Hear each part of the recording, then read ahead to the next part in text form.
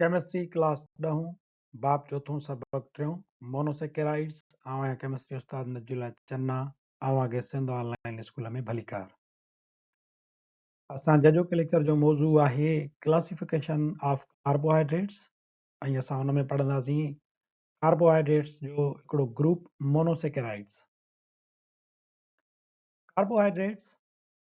Carbohydrates are also termed as saccharides means sugar carbohydrates के saccharides पिणु चयो वेंदो आहे सेकेराइड्स जो मतिलबु आहे खंड सो कार्बोहाइड्रेट्स खे तव्हां खंड पिणु सॾे सघो था कार्बोहाइड्रेट्स जंहिंखे असां शुगर्स चऊं था उन में हिकिड़ा ख़ासि क़िस्म जा ग्रुप अची वञनि था जिन में मोनोसेकेराइड्स डायसेकेराइड्स ऐं ओलिगोसेकेराइड्स शामिल आहिनि जॾहिं त कार्बोहाइड्रेट जो हिकिड़ो ॿियो क्लास आहे जिन खे चइबो आहे पॉलीसेकेराइड्स इहो पंहिंजनि ख़ासियतुनि में हिन क्लास खां शुगर्स खां थोरो डिफरेंट थिए थो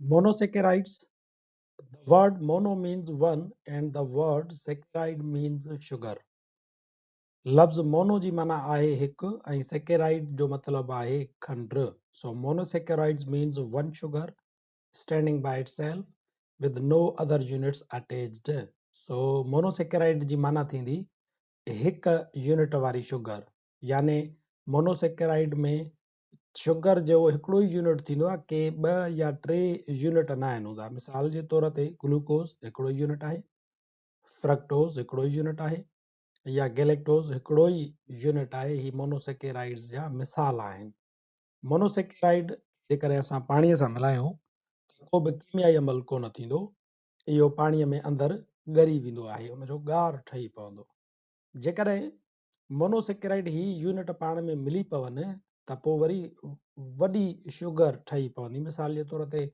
ओलिगोसेकेराइड ठही पवे तंहिंजे करे मोनोसेकेराइड ओलिगोसेकेराइड खां इन माना में मुख़्तलिफ़ आहे त मोनोसेकेराइड वन यूनिट शुगर हूंदी आहे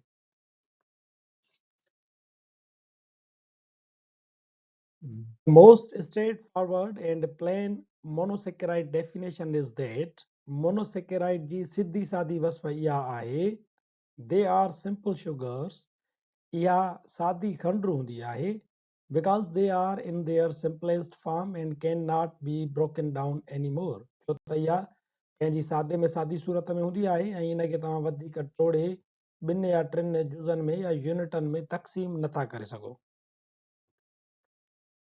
They consist of 3 to 9 carbon atoms.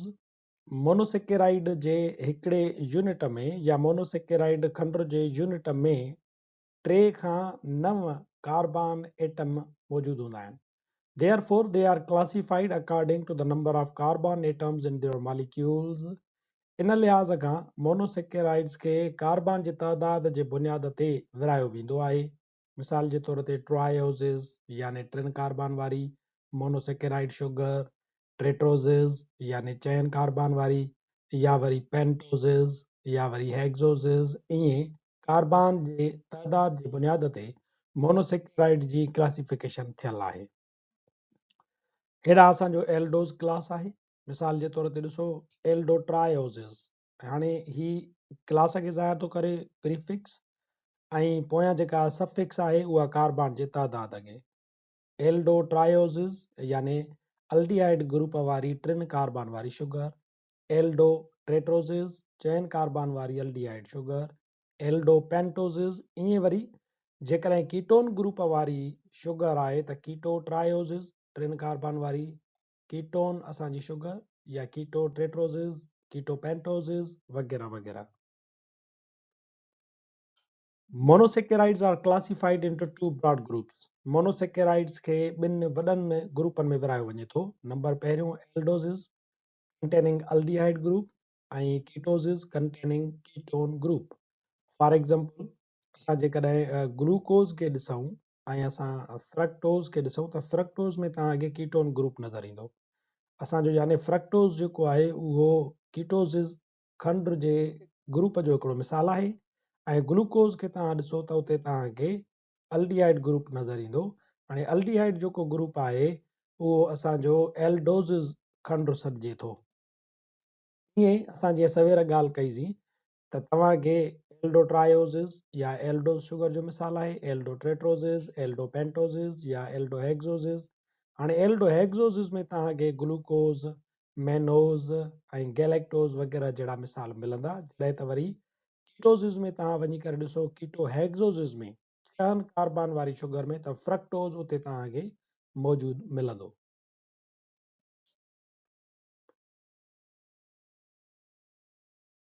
Each monosaccharide is connected via glycosidic bonds linkages to form the disaccharides or polysaccharides. हर जेको मोनोसेकेराइड आहे उहो कंहिं ॿिए मोनोसेकेराइड सां जेकॾहिं ॻंढियल हूंदो त उन्हनि जे विच में जेको बांड हूंदो उहो ग्लाइकोसाइडिक बांड सॾिबो आहे। ऐं ईअं डायसेकेराइड शुगर ठही सघे थी या वरी पॉलीसेकेराइड्स पिणु ठही सघनि था। मिसाल जे तौर ते सक्रोज जेको आहे डायसेकेराइड आहे। डाय जो मतिलबु आहे 2 सेकेराइड यानी शुगर। हाणे हिन में 2 मोनोसेकेराइड आहिनि, हिकिड़ो हुन में ग्लूकोज आहे ऐं ॿियो हुन में फ्रक्टोज आहे। हीउ जेको लिंकेज आहे, बांड आहे, इनखे सॾियूं था असां ग्लाइकोसाइडिक बॉन्ड। 2 मोनोसेकेराइड यूनिट मिलिया त डायसेकेराइड शुगर ठही पई। ऐं तव्हां डायसेकेराइड शुगर खे ॾिसो त मोनोसेकेराइड जे विच में जेको बांड आहे इनखे चइजे थो ग्लाइकोसाइडिक बॉन्ड।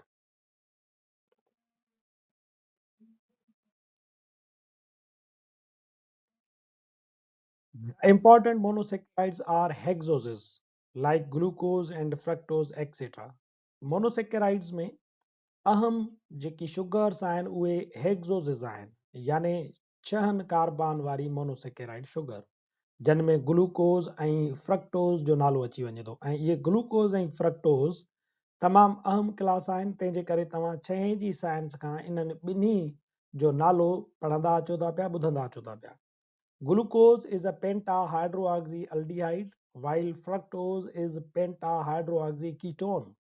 ग्लूकोज जेको आहे असांजो उहो पेंटाहाइड्रोऑक्सी अल्डिहाइड ग्रुप वारी शुगर आहे, ऐं जॾहिं त वरी फ्रक्टोज जेको आहे उहो पेंटाहाइड्रोऑक्सी कीटोन वारी शुगर आहे। Having the open chain structures as follows and general formula is C6H12O6. Glucose या फ्रक्टोज ॿई ओपन चेन स्ट्रक्चर्स आहिनि ऐं उन्हनि जो जनरल फार्मूला आहे C6H12O6। हीअ ॾिसो तव्हांखे ओपन चेन नज़र अचे थी पई। हिकिड़ो असां कार्बोहाइड्रेट्स पढ़ी आया हुआसीं ओपन चेन, ऐं ॿिया पढ़िया हुआसीं असां क्लोज्ड चेन यानी बंदि ज़ंजीरुनि वारा। सो इहे असांजा ओपन चेन फार्मूलाज़ आहिनि जेकी तव्हां ॾिसो था पिया त तव्हांजे अॻियां C6H12O6 जे जनरल फार्मूला सां मौजूदु आहिनि। Glucose, also called as grape sugar, is prepared through photosynthesis and obtained naturally as a dextrorotatory from most delicious foods such as grapes 20 to 30%, honey, and as combined state in cane sugar, cellulose and starch. Glucose तव्हांखे मालूम आहे त ॿूटनि में जेको photosynthesis जो अमल थींदो आहे, रोशनाई तरकीब वारो अमल, उन मंझि ग्लूकोज तयारु थींदो आहे। ऐं इहो ग्लूकोज असांखे डेक्स्ट्रो रोटेटरी फॉर्म में मिलंदो आहे, यानी ग्लूकोज असांजे सिंगल प्लेन जेका पोलराइज़ लाइट हूंदी आहे उनखे क्लॉक वाइज रोटेट कंदो आहे, तंहिंजे करे असां चवंदा ग्लूकोज डी ग्लूकोज लिखंदा आहियूं या डेक्स्ट्रो रोटेटरी ग्लूकोज। ग्लूकोज असांखे लज़ीज़ खाधनि में ऐं अंगूरनि में 20 खां 30 सैकड़ो अंगूरनि में ग्लूकोज पयल हूंदो आहे, माखीअ जी सूरत में मिलंदो आहे, ऐं वरी गॾियल सूरत में कमंद जी रस मां असांखे ग्लूकोज हासिल थिए थो। सेल्यूलोज मंझां बि असांखे ग्लूकोज मिलंदो आहे ऐं स्टार्च मंझि बि असांखे ग्लूकोज मिले थो।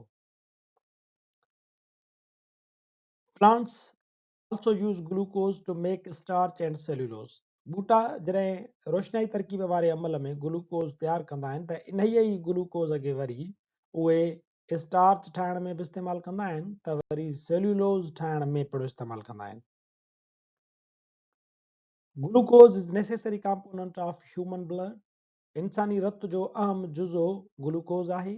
It is also known as blood sugar, ऐं इनखे असां ब्लड शुगर पिणु चवंदा आहियूं। The normal range for blood glucose is 65 to 110 milligram per 100 ml. Blood glucose जी नॉर्मल रेंज 65 खां 110 मिलीग्राम पर 100 ml आहे। Glucose is commonly thought to be a rapid source of energy for patients. मरीज़नि जे लाइ जिन खे हाइपोग्लाइसीमिया थी वञे, यानी ग्लूकोज़ या ब्लड शुगर जेका आहे उहा लेवल किरी थी पवे 65 खां, त उन्हनि खे तकिड़ो तकिड़ो जेको इंस्टेंट सोर्स ॾिनो वेंदो आहे मिठाण जो, एनर्जीअ जो, तवानाई जो, उहो ग्लूकोज़ हूंदो आहे। Is all fructose the same? छा जेको बि फ्रक्टोज़ असांखे मिले थो उहो समूरो साॻियो ई हूंदो आहे? मिसाल जे तौर ते फ्रक्टोज़ जेको असांखे फ्रूटनि में मिलंदो आहे, या फ्रक्टोज़ असांखे जेको प्रोसेस्ड फूड्स हूंदा आहिनि तयारु थियल, उन्हनि में जेको फ्रक्टोज़ मिलंदो आहे, छा उहो हिकु जहिड़ो ई हूंदो आहे? Fructose also called as fruit sugar. Fructose जंहिंखे असां फ्रूट शुगर पिणु चऊं था, असल में फ्रक्टोज़ जो नालो ई लातीनी ॿोली जे लफ़्ज़ फ्रक्टस मां वरितल आहे, जंहिंजी माना आहे फ्रूट। सो फ्रक्टोज़ जो मतिलबु आहे fruit sugar. It occurs in ripe fruits, honey, cane sugar, apple, peaches etcetera. Fructose असांखे ताज़ा जेके फ्रूट थियनि था कचा, उन्हनि में मिले थो जाम। माखीअ में मिलंदो आहे, कमंद में मिलंदो आहे, सूफ़ में ऐं आड़ुनि वग़ैरह में मिले थो। Monosaccharides are white crystalline solids. Monosaccharide fructose हुजे या ग्लूकोज़ हुजे या ॿिया क़िस्म हुजनि, उहे सभई तव्हांखे अछनि कलमनि जी सूरत में मिलंदा। They are soluble in water, इहे पाणीअ में ॻरंदड़ हूंदा आहिनि, एंड हैव स्वीट टेस्ट, ऐं इहे ज़ाइके में मिठा थियनि था। दे कैन नॉट बी हाइड्रोलाइज़्ड, इन्हनि खे तव्हां हाइड्रोलाइज़ नथा करे सघो, इन्हनि खे तव्हां वधीक ट्रोड़े नथा सघो। They are reducing in nature, इहे पंहिंजी नेचर में रिड्यूसिंग थियनि था। These are also called as reducing sugars, ऐं इन्हनि खे असां रिड्यूसिंग शुगर्स पिणु चऊं था। मिसाल जे तौर ते रिड्यूसिंग शुगर्स ॾिसो त हुन में ग्लूकोज़ बची वियो, गैलेक्टोज़ बची वियो, फ्रक्टोज़, राइबोज़, लैक्टोज़, ज़ाइलोज़ वग़ैरह वग़ैरह। What is the importance of monosaccharides? Monosaccharides जी अहमियत छा आहे, कहिड़ी आहे? Monosaccharides have many purposes within cells. Monosaccharides जो जीव गरण में खोड़ सारो मक़सदु हूंदो आहे। The first and principal function is that they are used to construct and store energy. पहिरियों ऐं प्राइमरी कमु, अहम कमु जीव गरण जे अंदरि मोनोसेकेराइड्स जो इहो आहे त उहे एनर्जीअ खे स्टोर करण में कमु ईंदा आहिनि। Most organisms generate energy by breaking down the monosaccharide glucose and collecting the energy releasing from the bonds.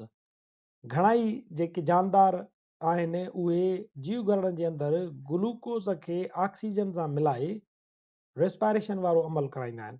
हाणे जॾहिं ऑक्सीजन ऐं ग्लूकोज़ पाण में मिलंदा आहिनि त इहो ग्लूकोज़ टुटंदो आहे, ऐं उन जे बांड टुटण जे करे जेका एनर्जी रिलीज़ थींदी आहे उहा जानदार पंहिंजे जिस्मानी कमकार ऐं वाद वीज जीव गरणनि जे लाइ इस्तेमालु कंदा आहिनि। असांजो जेको लेक्चर मोनोसेकेराइड्स सां गॾु हिते पुॼाणी ते पहुचे थो। वरी हाज़ुर थींदासीं नए लेक्चर सां गॾु।